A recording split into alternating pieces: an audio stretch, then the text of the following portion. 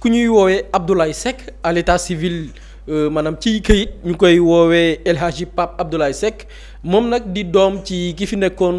jëwriñ waaye itam actuellement di président du parti Rewmi Idrissa Seck bi nga xamante ne ni mardi ñi ngi koy xaar ca parquet bu tribunal de grande instance hors classe de Dakar ngir répondre ci yenn ci ay tuuma yi ñu koy toppee ñeel wàllu vol maanaam sàcc leneen wàllum escroquerie njuuj njàcc waaye tamit chantage maanaam jéem a xupp nit ngir am ci moom dara loolu lañ koy toppee loolu nag gannaaw benn plainte boo xamante ne nii ku ñuy woowee Dame Amar di ab xaritam moo ko porté plainte Dame Amar di doom ci ndem si yàlla Ahmed Amar di patron mais aussi nekkoon chef d'entreprise kër gi nga xam ne moom la ñuy woowee Nouvelle Minoterie Africaine ñu gën koo xam ci dàkkantal gii di NMA.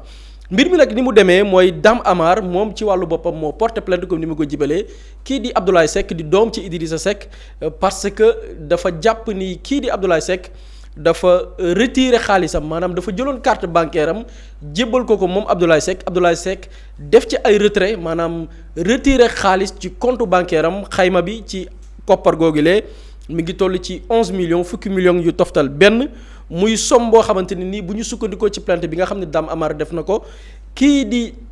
Abdoulaye Seck ginnaaw bi mu ko retiré daf ko tasaare maanaam di ko def mbirum càkkaay di ko utiliser ci ay soirée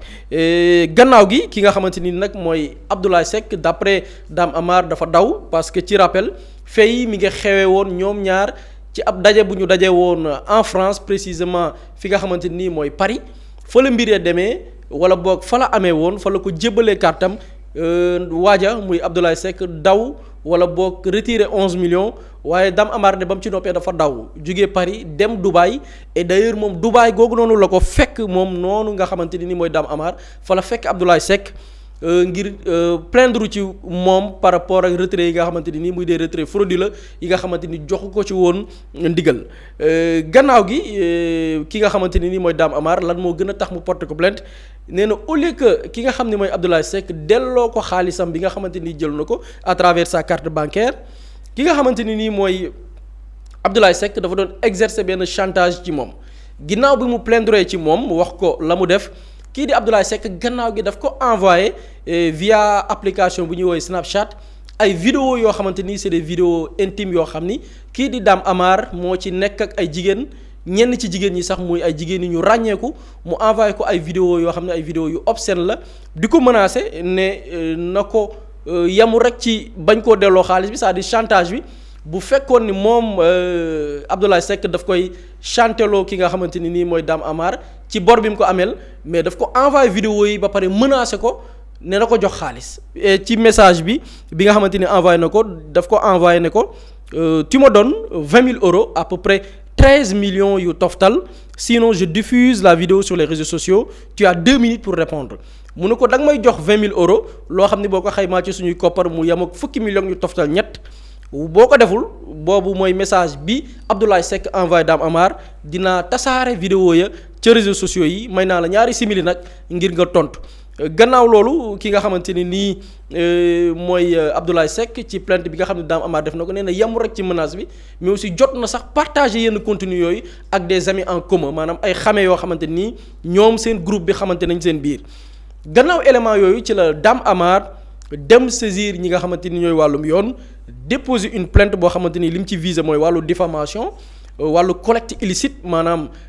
jël ay mbir yoo xam ne ci nit te jaarale ko ci anam gi nga xamante ni mooy yoon menace de division de données personnelles di xupp nit ngir tasaare lenn ci loo xamante ni ay secret la wala ay mbóotam la waaye tamit obtention frauduleuse d'avantage maanaam jël lenn ci ay moomeelam yoo xamante ni anam nga mu ko amee moom Abdoulaye Seck du dëgg du yoon. ginnaaw plainte bi ci la ko waa cybersécurité di benn ci bànqaasu police traité dossier bi ba convoqué ki nga xam ne mooy Abdoulaye Seck ba taataan ko ñoom les enquêteurs ba placé ko garde à vue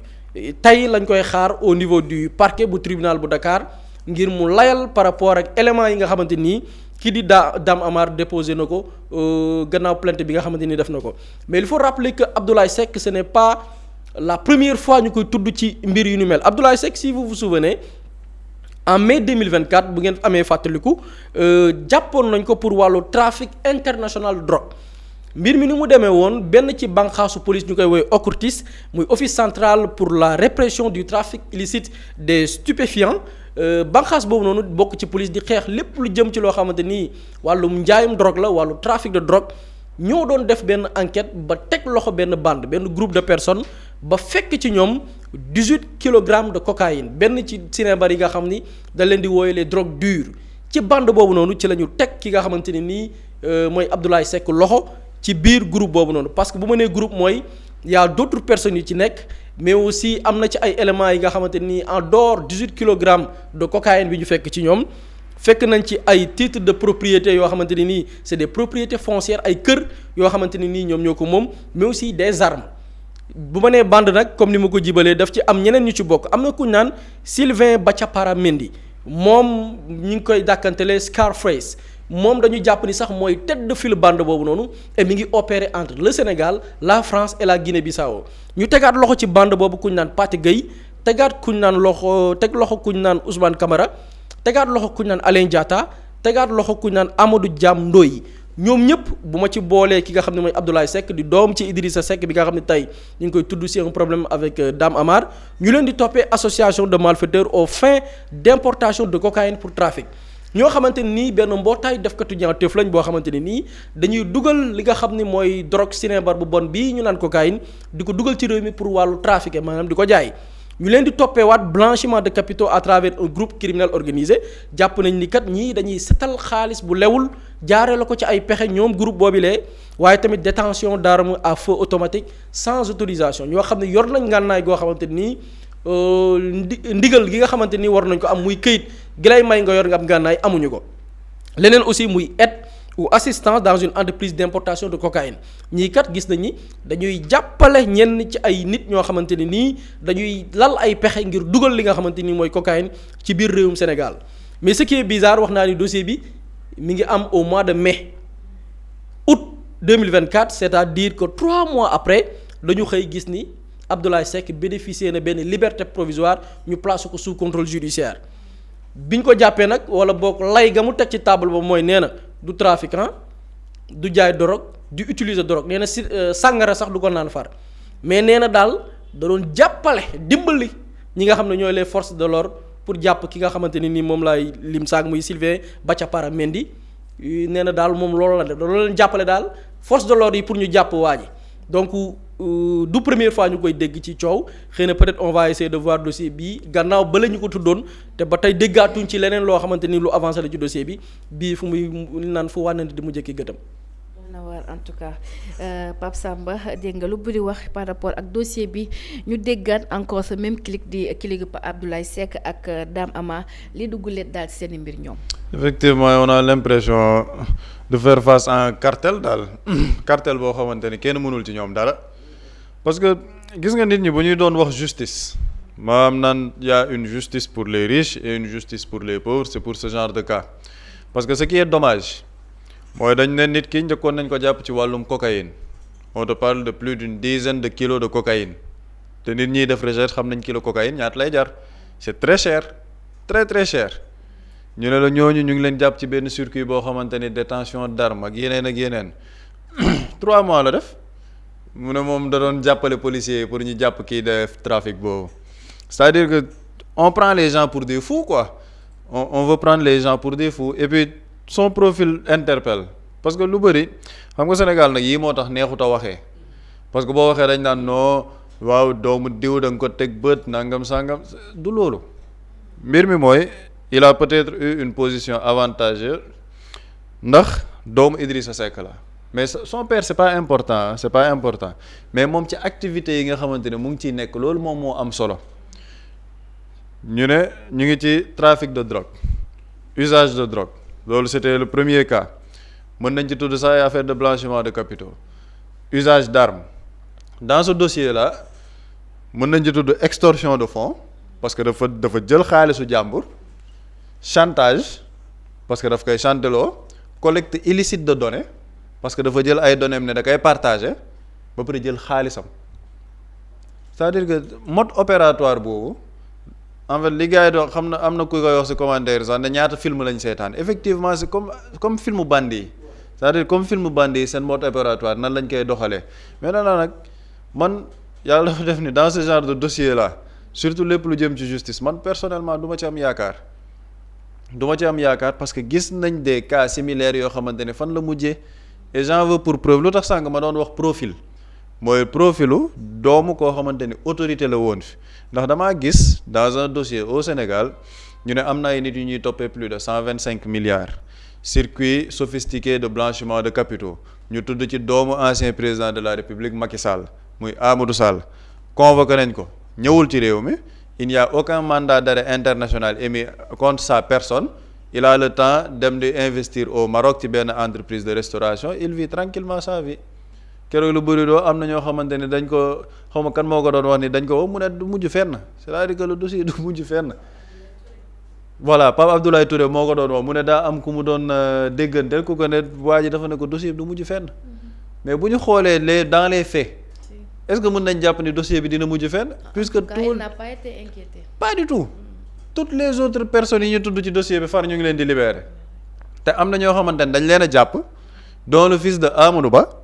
ci dossier bi lañ ko jàppee dafa ne lépp doomu Macky Sall bi la parce que moom moo utiliser seeni signature utiliser seeni tur ci loo xamante ne ñoom yëguñ ko moom moo leen dugal ci mbir mi chauffeur bi nga xamante ne moom lañ ne il est actionnaire sax dans ce dossier là xaw ma plus de 500 millions lépp ñu ne doomu Macky Sall la léegi qu'est-ce que la justice a fait dans ce dossier là à part ne convoqué nañ ko ñëwul est-ce qu'il y a un mandat d'arrêt bu ñu émettre ci Amadou Sall non lan moo tax ñu def ko peut-être parce qu'il est le fils de l'ancien président de la République te pourtant boo génnee ci mbedd bi nga romb kenn koo xamante ni dafa gis kuy dox ak xaram nga sàcc xar bi automatiquement tu vas en prison boo matul sax di nga def kaso 2 wala 3 ans foofu la gars yi di wax l'équilibre de la justice maanaam une justice boo xamante ni day gën a juste il ne faut pas qu'on donne l'impression à la société ni boo nekkee doomu Richard wala boo nekkee doomu autorité parce que vos parents ont de l'argent mën ngeen def benn train de vie ci biir réew mi di utiliser drogue comme nu mu leen neexee et il faut voir le train de vie du fils de Idrissa Seck ki ñuy tudd ni ne gars yi dem xool par rapport à ces réseaux sociaux ak yooyu son train de vie ay viré à Monaco ay location de véhicules très très cher te da ci doon ànd ak sax doomu Macky Sall Amadou Sall lépp fii la ñu fekk de mais ce sont des choses yoo xam ne nit ñi duñ ko wax parce que boo ko waxee dañ naan la non da nga soxor da nga lii non du question soxor mais par rapport à ce train de vie lan moo ko maye lu tax may jël référence doomu Macky Sall parce que Macky Sall moo nañu doomam chômeur la liggéeyul amul ñu jékki saa ñu ne doomam jooju noonu tey ji ñu ngi koy tudd ci ay 125 milliards am na ay terrains yoo xam ne moom moo koy maye aujourd'hui il a investi plus de 50% ci benn entreprise au Maroc avec quel argent lii moo métti woon sénégalais par rapport ak xaalisu réew mi ak par rapport à la justice parce que day am ñoo xamante ne dañuy dem pour un dossier très léger ñu ne la yow kaay toog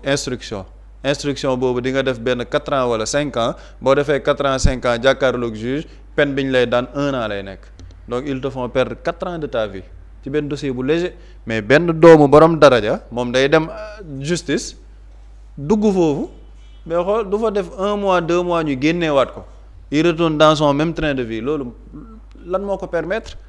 des failles de la justice et par rapport à cette clique c'est pas la première fois Ibrahima Magic Seck ñu ngi ko tudd ci mbirum góor jigéen mais tuddoon nañ ko ci yeneeni mbir aussi par rapport ak drogue beeg yooyu fan la mujjul fenn looloo tax sànq may wax c'est un cartel boo xam ne wala une clique boo xam ne kenn mënul ci ñoom dara on a l'impression dans ce pays c'est-à-dire qu'ils peuvent se permettre de tout faire du ñu mujjee fenn justice bu amee ci ñoom wàll sax moom moo leen di génneewaat tranquillement léegi nag sénégalais par rapport à la perception man nangu ko ci bëri leen la ñuy jàpp mooy boo nekkee doomu diw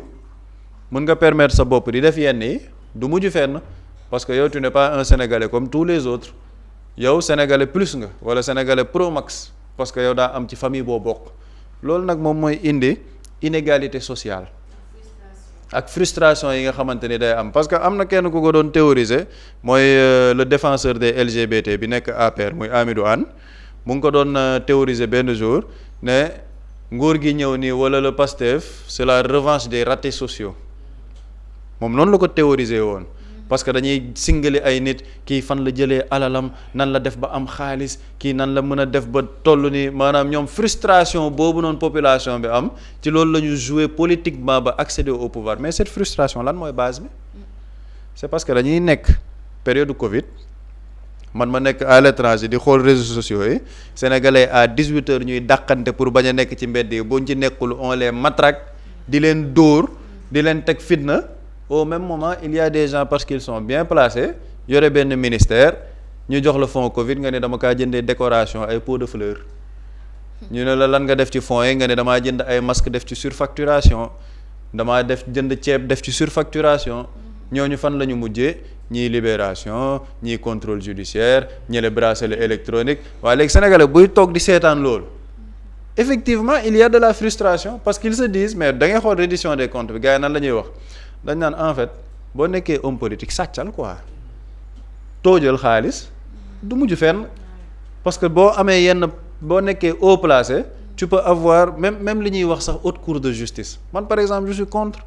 parce que dañ naan privilège de juridiction mais au nom de quoi privilège de juridiction au nom de quoi parce que tu as été ministre tu as été diw avant d'être ministre tu es sénégalais lambda citoyen sénégalais au même titre que keneen ki nga xamante ni jaaykatu caaf la wala jaaykatu journal mais privilège de juridiction parce que foofu ñu ngi xool la haute fonction bi nga doon représenter léegi privilège de juridiction boobu lan lay indi kuñ ci tudd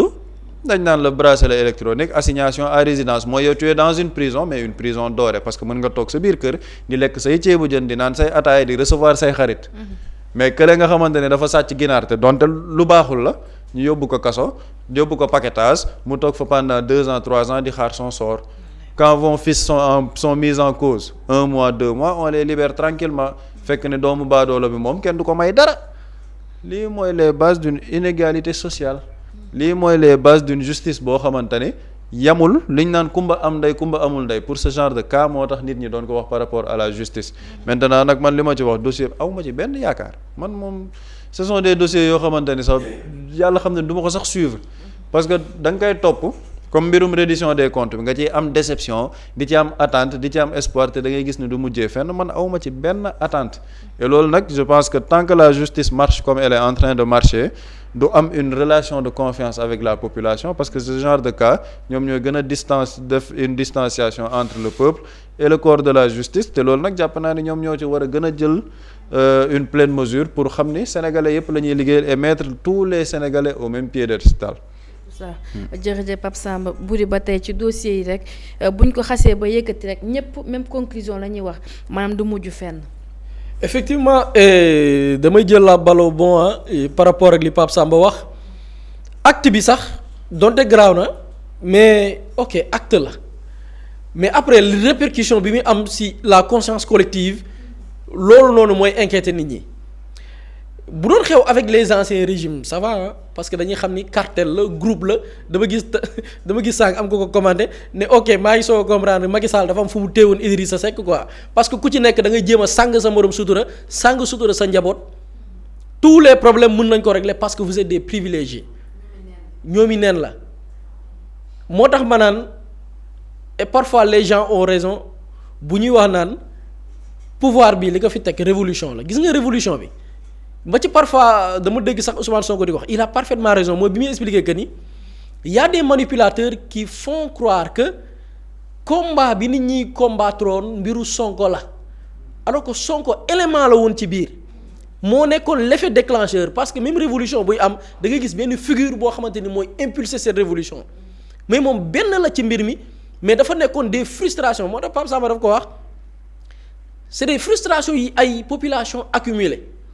gis ni dafa am xàjj ak seen ci anam gi ñu yoree réew mi gis ni ku ma am ndey la ku mu amul ndey buur ak i dagam sénégalais yi àndandoo pour une époque xeexandoo loolu muy un pouvoir acquis par la révolution boobu noonu bi ñu acquérir le pouvoir ces populations qui se sentaient lésées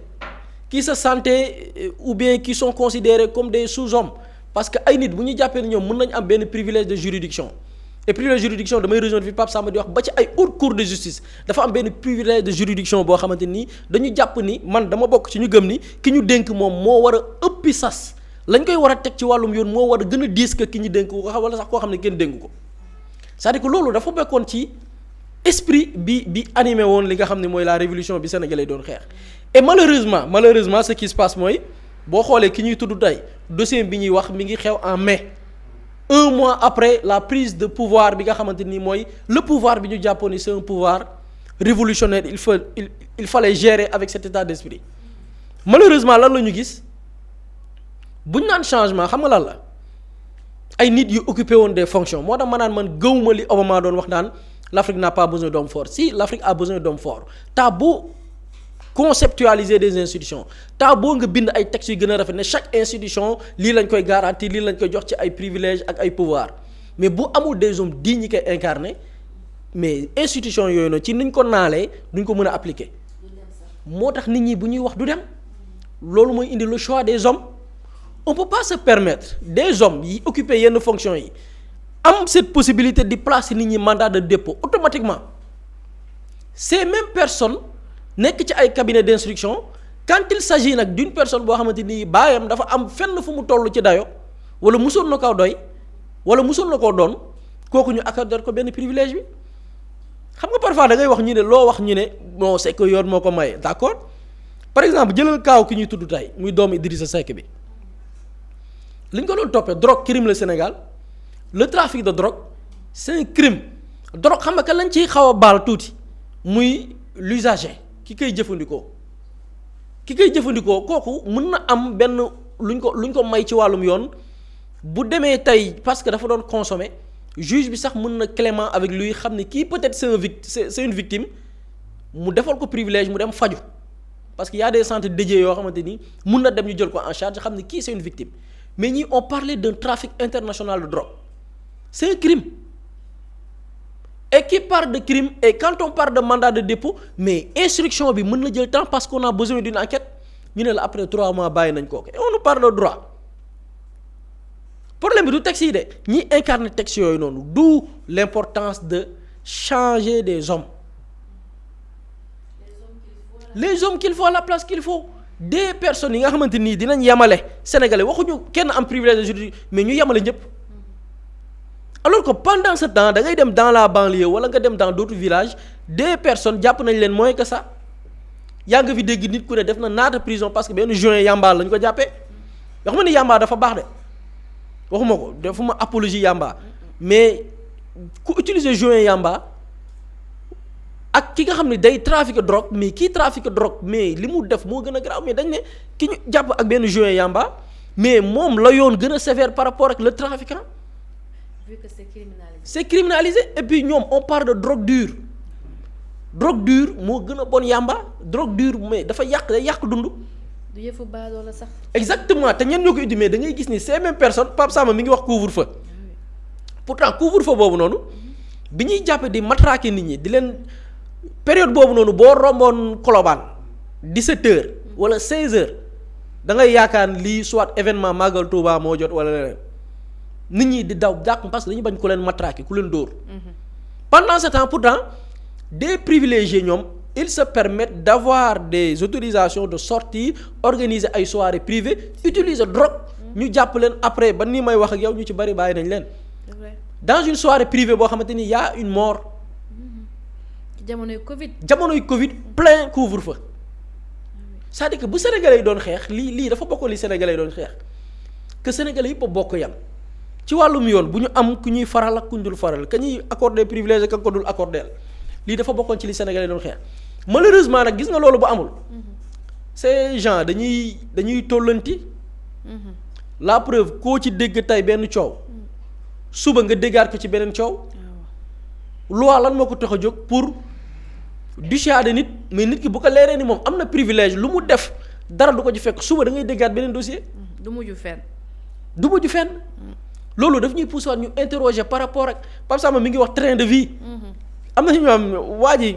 ñuy wax nii Pape Samba dafa wax solo parfois sax boo ci duggee gars yi yaakaar ni soxor la et tout mais son train de vie sur les réseaux sur Instagram da nga daan kii américain la wala. da ngay tiit doomu pétrodollar la wala nu fa demee nii quoi. ça interroge le train de vie même ñenn ñi ñi dénkoon tey fii ay ndombal tànk mais alal ji ñu yor fu ñu ko jëlee. et malheureusement nag. on devait pas donner l'impression que la fi newoon moo fi nekk ba tey c'est-à-dire que les Sénégalais ne s'attendaient pas à un tel changement. parce que koo ci wax xam nga loolu boo ko déggee Pape Samba ki mu souligné waajooju noonu mooy ba ñu tudd. li mu wax pourtant moom buy considérer des ratés de la société yamalewu ko rek ci les politiciens daf ko même certaine une part de la société daf leen ko comme des ratés de la société mooy waral parfois nit bu jógee di dénoncer dara ñu ne ko tu es frustré wala tu es jaloux alors que on parle des privilèges yu ñu accordé ay nit te du dëgg du yoon soit seen bàyyi dafa amoon benn daraja ci dëkk bi soit c'est des personnes yu occupé woon ndomba tànk alors que la loi devrait être beaucoup plus sévère par rapport à ces gens surtout ñañ dénkoon mais malheureusement bu fekkee topp gi ci war amu ci bu fekkee ku ci nekk boo demee selon fa nga féetee mën nga am des privilèges ñu bàyyi la les gens dañuy continuer di def di continuer di defaat dañuy def et malheureusement ñun Sénégal duñ ci mucc bu ma nee duñ ci mucc mooy des gens s'il se permet ñu lay tudd ci mbiru trafic de drogue ñu ne après on a commencé di libérer ay nit ñan ñoo koy subir les consommateurs tey quand on se permet des gens di def lu leen neex te dalu leen ci fekk ça va continuer li nga xamante ni mooy l'acte et malheureusement doy na waar daal doy na waar et espérons que sénégalais bañ a xaadi rek peut-être changement bi dinañ ko yëg wala dinañ ko dégg bu neexee suñu borom. buñ demee ba élimaane juróom bi ne amatu yaakaar ci justice bi xaw ma ñun baal la ñu war a wax ñun. parce que dañ ciy gis ay dossiers yoo xamante nii ñii li leen di toppee lii la c'est très clair mais doo xam mais fan la ñuy jaar boo waxee ñu ne la oui c'est que loi dafa sew ok léegi loi bi moom dafa am ci ñu koy appliquer ñu ko dul appliquer. xamante ne bu ñu koy bind biggu or lañ koy bind lañ koy bindee bi nga xam ne ba ñu koy bind biggu 100 francs lañ koy bind mais c'est absolument ça mais quand on parle des privilégiés tey Amadou Sall bi ñëwee Pape Samba juñu na ko Amadou Sall il est dans toutes les sauces mais on te dit que Amadou Sall benn Ama Baldé waxoon naa ko fi am ko ma ne non dossiers yi bokkul ok Ama Baldé li mu def bu dee li ñuy tuumaal ni moom la def dafa yemook li Amadou Sall def mais Ama Baldé automatiquement dégg nañ non mandat d'arrêt Amadou Sall au calme mais il n'est pas Amadou Sall pour dire il n'est même pas inquiété Amadou Sall fu mu tëdd day nelaw daara les gens se posent des questions bay créer business am temps créer business parce que seetaan dafa am il faut le dire seetaan dafa am seetaan gi dafa am loolu c'est réel parce que tey Amadou Sall xoolal stratégie bi mu teg stratégie bi Amadou Sall teg xam nga lan la def naa li may def daw ña ma ko doon sëkkal parce que Amadou Sall am na ñu lay am na ñoo xam ne ñoo lay weddi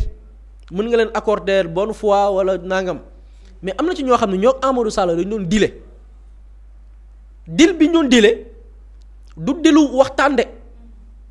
mais dil la boo xamante nii am na ci yoo xam ne dafa am ay actes yoo xam ne ay notaire ñoo ko visé mais Amadou Sall daw na de léegi ñu ne ñooñu yéen dégager leen seen responsable lu leen wax rek ngeen ne Amadou Sall moo ko def mais Lamatulaay loolu c'est très facile nga ànd ak nit def li ngeen di def ba pare moom mu daw parce que baayam président la woon baayam sax kenn inquiété wu ko ñoom kenn inquiété seen njaboot kenn inquiété wu leen kenn du leen tudd pour quelle raison kenn xamul mais lu tëw a xam yàggul mais ñu ne ñam doon sekkal dil yooyu noonu kuñ ci jàpp rek yow neel man duma ci dara Amadou Sall ñu bàyyi la c'est-à-dire yow da lay jàpp rek nga ne non man duma ci dara Amadou Sall ñu bàyyi la nga ñibbi. ne moom c'est un intouchable. léegi yow mën yëpp mën nañ ko teg sa ndox. c'est ça c'est-à-dire que yow maanaam mbir mi. dégager leen ko Amadou Sall. tout en sachant que Amadou Sall moom kenn du ko laal. c'est ça c'est ça quoi c'est-à-dire que Amadou luñ daal lu leen wax ne leen Amadou Sall la parce que Amadou Sall moom soit Amadou Sall est-ce que dafa am garantie ñun dañuy laaj Amadou Sall kan moo ko ngemb Amadou Sall kan moo koy protéger Amadou Sall moom yan garantie la am ba kuñ tudd rek neel Amadou Sall l'essentiel mooy Amadou Sall moom kenn du ko tudd kenn du ko taas mooy l'enfant gâté. dese na ma leer. waaw Amadou qui protège maintenant nag je pose la question qui protège Amadou Sall waaye lu tëw xam yàggul ci Sénégal la ñu nekk. la tëw xam yàggul fa laa yam